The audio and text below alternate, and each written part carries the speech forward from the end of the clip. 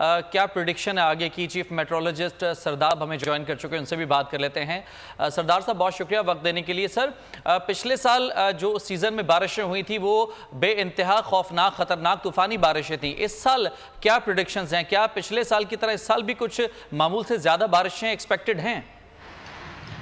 जी बहुत शुक्रिया। देखिए, जो इनिशियल असेसमेंट थी उसके मुताबिक तो पिछले साल के मुकाबले में इस साल मामूल से कम है। ख़ासकर अपर हाफ ऑफ पाकिस्तान में मामूल से कुछ ज़्यादा, आप 10 से 15% कह सकते हैं, इतनी ज़्यादा पूरे सीज़न की। At the end of the season जब काउंट होगा एदाद शुमार तो फिर उसको से बेहतर वो हो सकेगा आइडिया कि फ़ाइनल फिगर क्या आती है। लेकिन और इसी तरह से साउथ पाकिस्तान में एवरेज या एवरेज से कुछ कम ये था कि सिंध और बलूचिस्तान के लिए इस तरह से हैं। लेकिन फ़िलहाल तक जो 22 दिन गुजरे हैं इसके जुलाई के, जब से मानसून का आनसेट हुआ है, जुलाई शुरू होने से क्योंकि 1-2 दिन पहले शुरू हो गया था, तो अब तक जो एवरेज से थोड़ा ऊपर ही जा रहा है, यानी 15 से 20% एवरेज से ऊपर बारिशें जा रही हैं पूरे पाकिस्तान की एज ए होल हम बात करें तो।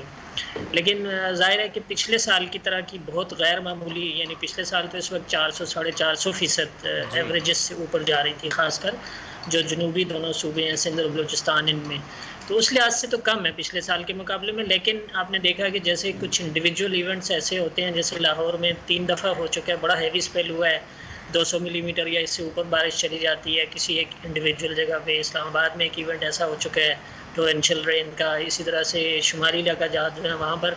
तो पाकिस्तान की क्लाइमेट इस तरह से है या जियोग्राफी हमारी इस तरह से है कि कोई भी इंडिविजुअल इवेंट, यानी डिस्पाइट बीइंग बिलो नॉर्मल या तकरीबन normal for a whole season या फॉर ए होल मंथ, उसके बावजूद कोई इंडिविजुअल इवेंट ऐसा हो सकता है जो कि इस तरह की ट्रिगर कर देता है सूरत हाल के, जब फ्लैश फ्लडिंग हो जाती है पहाड़ी इलाकों में नदी नालों के उसमें, और फिर बड़े शहरों में अर्बन फ्लडिंग की सूरत हाल पैदा हो जाती है, जैसे कि पिछले दिनों कसूर, लाहौर, फिर ऊपर इस्लामाबाद, रावलपिंडी में हमने देखा। और अभी ये ऑनगोइंग स्पेल है, इसमें भी हम जगह जगह देख रहे हैं कि कुछ हैवी स्पेल्स हो जाते हैं।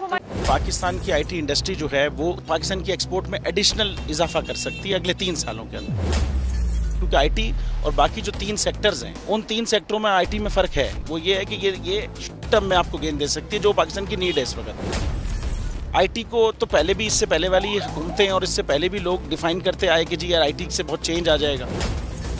क्या वो इम्पैक्ट हुआ आईटी इंडस्ट्री के ऊपर जो हम समझते थे और चाहते थे? पाकिस्तान की आईटी एक्सपोर्ट्स इतनी हो जाएंगी कि पाकिस्तान के सारे मसले मसाइल ख़त्म हो जाएंगे? वो तो नहीं हुआ। आपकी जो पॉलिसीज़ हैं वो कॉन्फ्लिक्ट हो रहा है। क्या हमने ऐसी पॉलिसीज़ रखी हुई है कि गूगल मजबूर हो यहाँ पे ऑफिस खोलने में? पॉलिसीज़ के तहत करना होगा। वो 2 से 3 महीने 4 महीने में खुद ब खुद ऑफिस स्टार्ट करेंगे। जो आपके मुल्क का आईटी का एंटरप्रेन्योर है, $100 मिलियन तो वो बाहरी अकाउंट रोक लेता है। आप उसको मोटिवेट करके उसको फिर फोकस करें, उस पर इंसेंटिव करें, वो आपको 100 आएगा तो आपका 5 टाइम्स इंक्रीज हो जाएगी फौरन।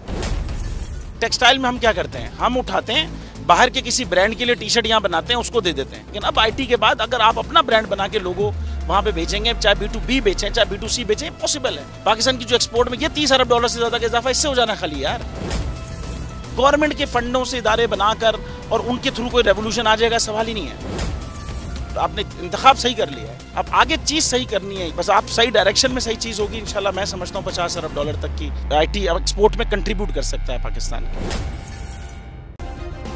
सब्सक्राइब करें और बेल दबाएं ताकि कोई खबर रह न जाए।